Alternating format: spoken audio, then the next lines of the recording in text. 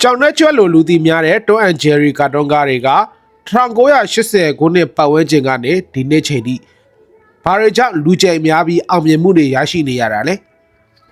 တကယ်တော့တွန်းအန်ဂျယ်ရီကာတွန်းကားတွေကကလေးတွေတွေ့တာမကလူကြီးတွေရဲ့ရင်ထဲမှာပါခုချိန်ထိရှင်သန်နေတဲ့ကာတွန်းကားတွေလို့လည်းပြောလို့ရပါတယ်ဒီကာတွန်းတွေကလွန်ခဲ့တဲ့နှစ်ပေါင်း80ကျော်တဲ့ကစတင်ခဲ့တာဖြစ်ပြီးပထမဆုံးထွက်ရှိလာတဲ့အချိန်တုန်းကအခုလိုတွန်းအန်ဂျယ်ရီဆိုတဲ့နာမည်နဲ့မဟုတ်ခဲ့ပါဘူးသူတို့ကဘယ်လိုစတင်ခဲ့တာလဲဘယ်သူတွေကဘယ်လိုဖန်တီးခဲ့တာလဲဆိုတာကိုသိရှိရအောင်ဒီဗီဒီယိုလေးကိုတော့အဆုံးထိကြည့်ရှုဖို့လိုအပ်မှာဖြစ်ပါတယ်1930ပြည့်နှစ်တွေရဲ့နောက်ပိုင်းတွေမှာ MGM Studio ကသူတို့ရဲ့ကာတွန်းဌာနအစမပြေဖြစ်မှုကိုကုသဖို့စူးစမ်းခဲ့ကြပါတယ်အဲ့ဒီအချိန်မှာစတူဒီယိုရဲ့လူငယ်နှစ်ယောက်ဖြစ်ကြတဲ့ဝီလီယံနဲ့ဂျိုးဇက်တို့ဟာ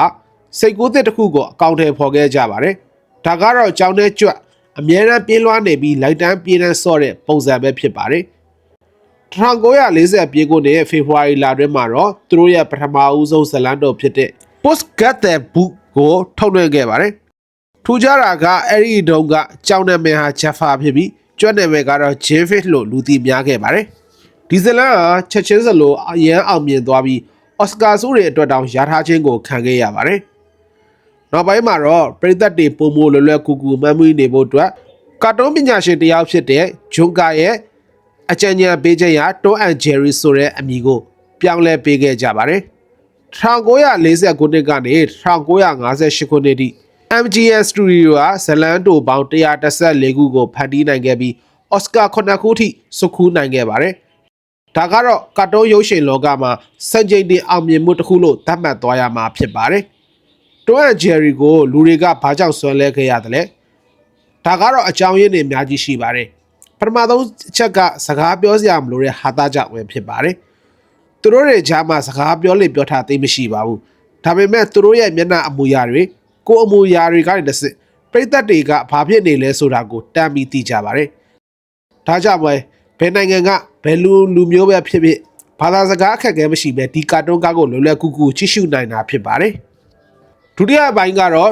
ဒီကာတွန်းကားမှာပါဝင်နေတဲ့ဂီတကြောင့်ပဲဖြစ်ပါတယ်တေးစရာစကော့ဟာတွန်းအန်ဂျယ်ရီရဲ့လှုပ်ရှားမှုတိုင်းကိုဂီတမျိုးစားတွေဖြစ်တဲ့ Jazz Classical နဲ့ Pop ဂီတတွေကိုအမီးရပေါင်းဆက်ပြီးထည့်သွင်းပေးခဲ့ပါတယ်ကြောင်ချေတံလေးတွေကအစဗကန်ကွဲတံတွေအစုံဂီတနဲ့တသားတည်းဖြစ်နေတာကကြည့်ရှုသူတွေကိုစိတ်လှုပ်ရှားစေတာဖြစ်ပါတယ်နောက်ဆုံးတစ်ချက်ကတော့သူတို့ရဲ့ပြိုင်ဘက်စိတ်ပါပဲ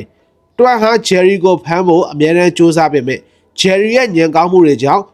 တွန်းအနေနဲ့အမြဲတမ်းရှုံးနေခဲ့ရပါတယ်ဒီလိုအားနည်းသူကအာသာသူကိုပြန်လဲအနိုင်ယူခြင်းဆိုတဲ့အယူဆလူတိုင်းကိုစိတ်ကျေနပ်မှုတွေပေးစွမ်းနိုင်ခဲ့ပါတယ်ကာတွန်းကားတွေအများကြီးထွက်ပေါ်လာခဲ့ပေမဲ့တွန်းအန်ဂျယ်ရီက